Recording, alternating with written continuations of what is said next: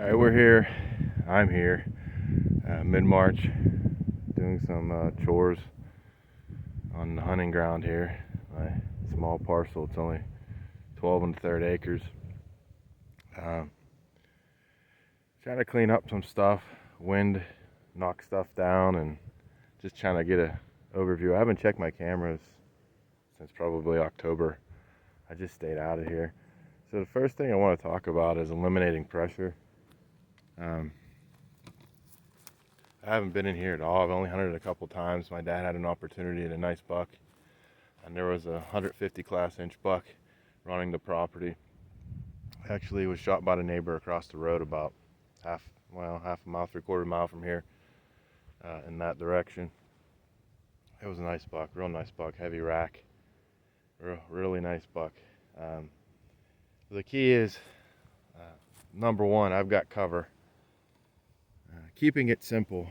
First step here, keeping cover. I've planted some switchgrass to open up areas to get light in. Trying to mix it up, keep a variety in here. You want a lot of different species. There's blackberry, there's shrubs. It's an invasive shrub right here, Japanese honeysuckle. But nonetheless, it provides browse when the deer are inside this cover with the blackberry over there. Also, a lot of different tree species. I keep cutting a lot of trees out. You can see the trees aren't very big. Actually here, I removed them. Look closely here. I removed them. You can see how that tree sprouted out from the stump and allows for more browse. Right here, I've got clover planted in and around my tree stand, which is up there. Okay. And it keeps a lot of variety in here. And a deer move, we've got tree rows here and a lot of different farms. Walk over here, take a look. Let's give it a layout here. Anybody can do this. You don't have to have a professional. I'm not a professional. I've been doing this stuff before anyone even started YouTubing or planning their food plots or whatever. It all started with an ATV trail, and this is it. This is the ATV trail. Now it's planted, and it stops right here. You can see my reflector. It's the property line, and that's the neighbor. You can see how the ATV trail, we rode this when we were kids, and I started observing, and I said to deer, just run right down the ATV trail. It's not rocket science, just kind of an observation. You can see there, the trail goes the whole way around. This back part of the property is about 10 acres. The front part is 3 acres. Well, two and a third. And this whole back part's 9 acres, 10 acres, something like that. But what I do is I plant some of these trails. I usually keep it in something green. Clover holds up pretty good in this part of western Pennsylvania, southwest portion. You can see here. But the key is winter rye, and we'll take a walk around the property here. Here's my gel camera. Take a walk around the property, and you'll see I keep it simple. It's just a trail, a food plot trail I call it. And I've never planted it. When I first started hunting this, really after college in the early 2000s, I never planted anything. I just kept mowing the path, and the deer just kept moving, and I keep this thick. So the key to it all is having a lot of cover. And there's fields. Take another walk over here. This is all agricultural stuff around me, and we're loaded up with all kind of food until it dries up, or it's cut, like the corn or soybean or whatever. And then oftentimes these farmers plant this winter rye, so they're going to be coming out here. You can see they're going to be coming out here. You can see the field in the far in the distance there. It's just cover everywhere. You're going to be coming out here, out of my cover. They shoot out the edges, and they feed on this all winter long. They have green, but they also have green in and around my cover.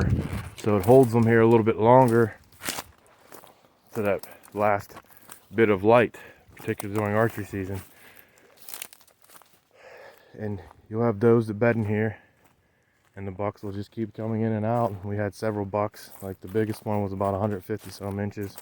The neighbor shot it, I think beginning of November. It was coming through here from the end of October until it was shot at the beginning of November. And I had daylight pictures, several daylight pictures on this camera that's right here and around. It was just working its way the whole way, length of the property. It's a pretty long property. It's about 75 yards to the back and about 225 yards across the front. And it's about a quarter mile deep, 12.3 acres. So I'm going to pause. We're going to walk around, and I'll show you how these paths allow for deer to move and the sign that deer to leave behind. So let's walk down the trail. This was my ATV trail as a kid, and I started hunting it. You can see deer walking here. They're just walking right down along. It's easy to see this time of year because everything's ground down because of winter. But we'll come to our first scrape in this system. You can see how it's worn.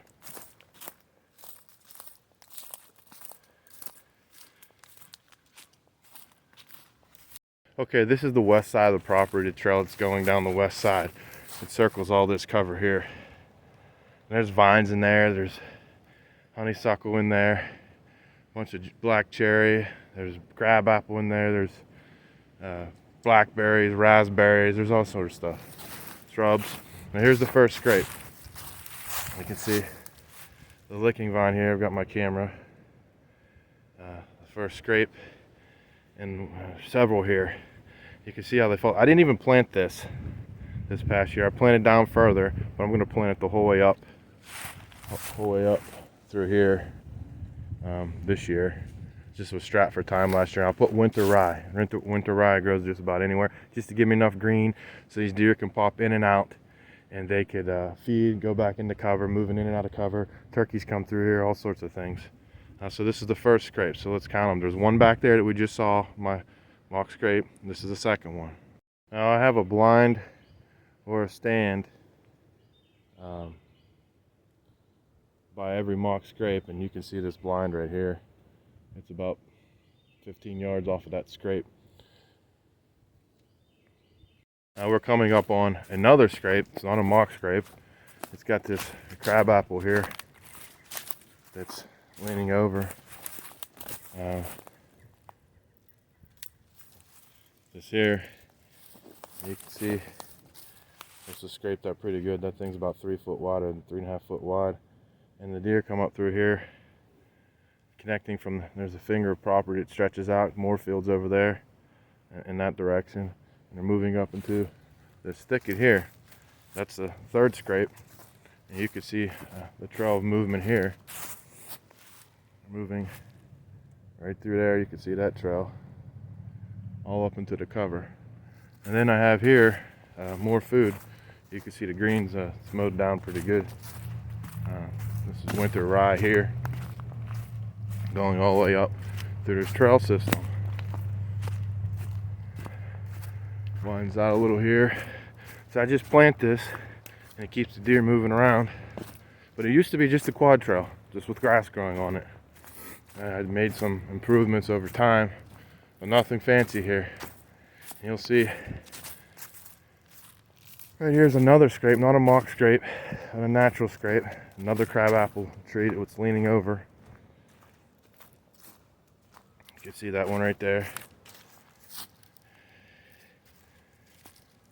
We've got a camera here, a tree stand up there.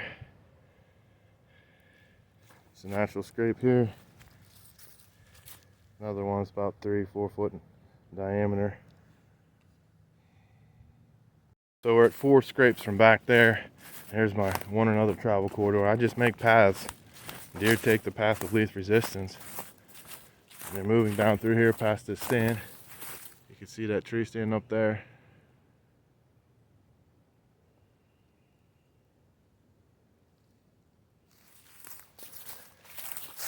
And then we're moving along. Got a creek crossing down here. And they're moving around here pretty good.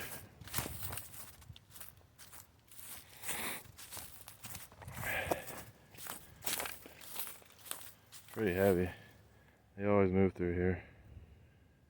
Coming, connecting, running the edge. Neighboring properties coming in here.